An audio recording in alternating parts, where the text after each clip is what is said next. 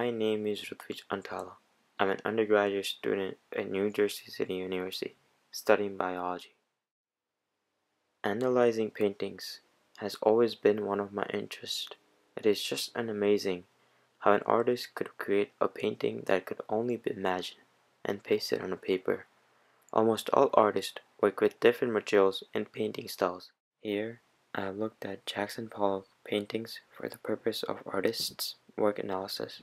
Jackson Pollock was born in 1912, grew up in California. His father, Leroy Pollock, was a farmer and later a land surveyor for the government. During Pollock's early life, he experienced native culture while on surveying trips with his father.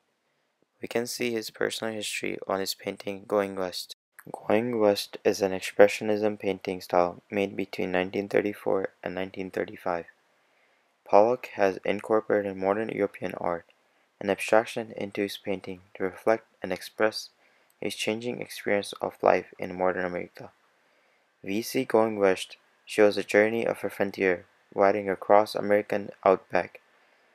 May this be to pursue the American dream. The composition, with the swirling patterns in gray, black, and blue, draws our attention to the center of the painting. The moon illustrates the surrounding, undulating landscape, contrasting with the dark edges. The whole painting is painted with the oil on a fiberboard. The placing of the moon and the illustrated surrounding has been interpreted as the face of God, lightening the way for the settlers as they colonized America.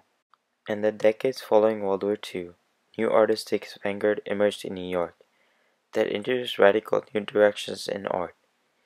By the mid-1940s, Jackson Pollock introduced his famous drip painting method, which represent one of the most original bodies of work of the century. To produce his action paintings, the canvases were either set on the floor or laid out against a wall, rather than being fixed to an easel.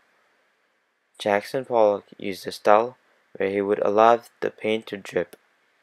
Many of his works following this style required him to trim or crop the canvas in order for the image to fit in, and to work with the overall feature of the art. The accidental discovery of the painting process showed that Pollock combined layers of paint with contents to create an unique and optical pattern. Embedding everyday materials and textures into the painting provides three-dimensional element. Pollock embedded textures such as matches, keys, screws, nails, buttons, cigarette butts, and coins into the surface of full fathom 5 and covered them with layers and layers of paint, so they almost appear invisible and reproduction of the painting. The top layer consists of house paint poured in a black and silver lines.